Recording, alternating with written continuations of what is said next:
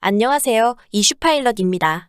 요즘 KF-21 관련 인도네시아의 분담금 미납과 현무림 파묘 결제 이슈 등으로 KF-21에 관심이 높아지고 있습니다. 일부에서는 인도네시아의 분담금 미납과 지연으로 인한 사업이 기설에 따라 인도네시아는 개발비 20% 정도니 제외시키고 우리가 순수 개발하자라는 의견도 있지만 KF-21은 내년 6월 첫 비행, 2026년 양산 시작을 목표로 하고 있습니다. 중요한 것은 전투기 양산의 성공에도 끝이 아니기 때문입니다. 사업 성패는 많은 수출로 인해 판로 확보에 달려 있습니다. 수출 물량을 확보해 규모의 경제를 달성하지 못한다면 군사장비 운영의 사업성이 떨어지기 때문입니다. 전투기는 300대 이상 만들어 경제성을 확보하고 향후 블록 3까지 개발 예정인 우리 KF-21에게는 수출 물량 확보가 더욱 중요합니다. KF-21은 한국 공군에는 120대를 납품 계획이지만 우리 공군만 사용하는 120대만으로는 개발 생산 주체인 한국항공우주산업은 운영 경제성을 가질 수 없습니다. 한국이 인도네시아에 KF-21을 50여 대 공급하고 인도네시아를 거점으로 동남아시아 국가에도 팔면 규모의 경제를 확보할 수 있기 때문에 인도네시아의 소위 아몰랑 떼쓰기 작전을 참고 있습니다. 그리고 인도네시아도 우리나라의 이런 상황을 알기에 더욱 말이 안 되는 이유와 변명을 하고 있습니다. 인도네시아와 한국은 국산 훈련기 KT-1 초음속 고등훈련기 TO-10 잠수함 사업을 통해 방산 협력을 꾸준히 하고 있기에 제한적 스텔스 성능을 가진 4.5세대 전투기인 KF-21을 팔 수 있는 동남아의 전투기 수요 시장에 유리한 지점을 차지할 수 있습니다. 그런데 인도네시아는 개발 분담금이 어렵다면서 프랑스 다스항공의 라팔 전투기를 구매 계획 계약을 했다는 소식이 더욱 우리나라의 참을성을 테스트하고 있는 상황인데 군사 전문 매거진 제인스에 따르면 인도네시아가 라팔을 구매하는 계약을 작년에 체결하였으나 돈이 없어 계약이 실행되지 않고 있다고 합니다. 인니 국방부는 FOEF의 퇴역 공백을 메우기 위해 프랑스 다스항공과 라팔 36대를 65.6억 달러로 구입하는 서면 계약을 체결하였으나 이후 라팔 구매할 돈을 빌려줄 외국 대출기관을 찾고 있지만 약 8개월이 지난 현재까지도 인니에게 돈을 빌려줄 곳을 찾지 못해 정식 이행 계약이 되지 않고 있는 상황입니다. 1월 20일 라팔 구매 계획에 대해 질문받은 프라보어 인니 국방장관은 라팔 계약은 현재 활성화를 기다리고 있다 하고 짧게 답하는 정도로 우리나라뿐만이 아닌 프랑스에도 아몰랑을 시전하는 모습을 보이고 있습니다. 우리가 인도네시아를 중요하게 생각하는 이유는 규모의 경제 실현을 위한 수출 판로 확보인데 그렇다면 과연 수출 시장에서의 KF-21이 경쟁하게 될 대표 기종들의 경쟁력을 확인해 볼 필요가 있습니다. KF-21의 수출 가능성을 논함에 있어 가장 중요한 것은 첫째는 가격, 둘째는 해당 국가의 정치 상황이라 할 수 있습니다.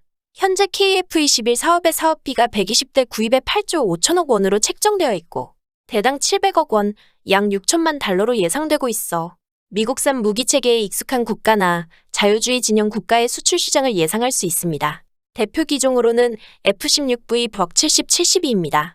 기존 F-16의 인기를 잇는 4.5세대 기체이며 증명된 성능과 저렴한 가격과 인기, 지속적인 업그레이드로 현재 판매되는 블록 70, 72는 AESA 레이더 장착 등 최신 사양으로 앞으로도 10년에서 20년은 여전히 경쟁력을 가지고 있어서 본격적인 5세대 전투기를 도입하기 힘든 나라들에는 여전히 가장 유력한 기종으로 손꼽힙니다.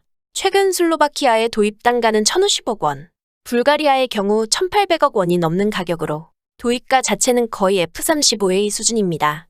때문에 2020에서 2030년대 전투기 수출 시장에서 성능보다 가격을 우선시할 수밖에 없는 동남아 등의 제3세계 국가들이 쉽게 감당할 수 있는 가격이 아니며 정치 상황도 우리와 부정적 이슈가 없는 상황입니다.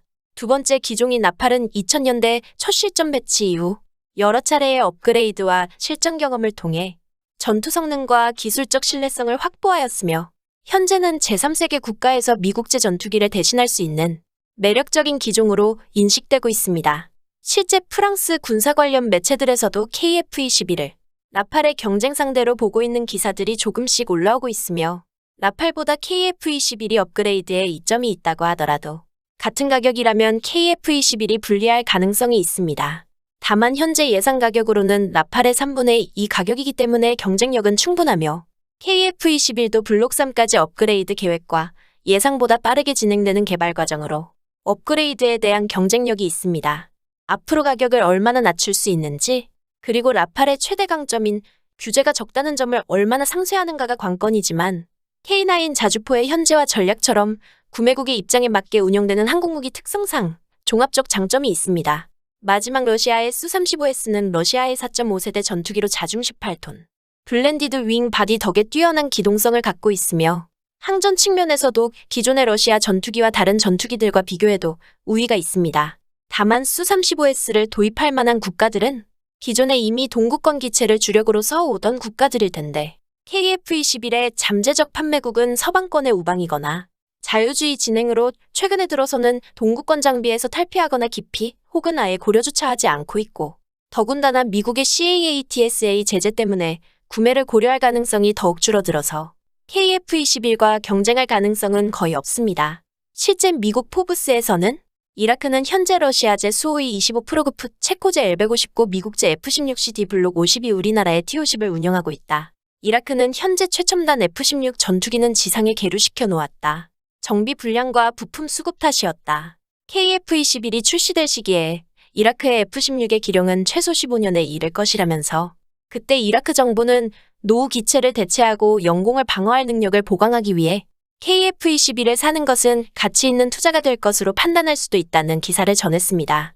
개발 초기보다 한국 방산의 신뢰도가 높아지고 실제 구매 계약이 이루어지는 지금 위에 언급한 경쟁 기종을 이기고 서방권 국가나 이미 T-50을 운영 중인 중동 및 동남아 시장의 수출 가능성이 높은 상황입니다. 초기 미국의 약속된 기술 이전 불허로 KF-21의 가능성을 낮게 보고 제작 능력이 안 될 것이라고 폄하하는 사람들이 있었습니다. 하지만 시제기가 출고되고 관련 핵심 부품을 자체적으로 개발하고 있으며 무장 체계들이 순조롭게 완성되는 지금 그런 부정적 의견들은 사라지고 있습니다. 우리 KF-21의 수출 가능성도 점차 높아지고 있는 상황입니다. 무엇보다 스스로를 지킬 수 없는 자는 평화를 구걸하게 될 수밖에 없습니다. KF-21 사업의 성공을 기원하며 오늘 이슈 파일럿 소식은 여기까지입니다. 댓글과 소통을 통한 여러분의 의견을 기다리며 구독과 좋아요는 저희에게 큰 힘이 됩니다. 감사합니다.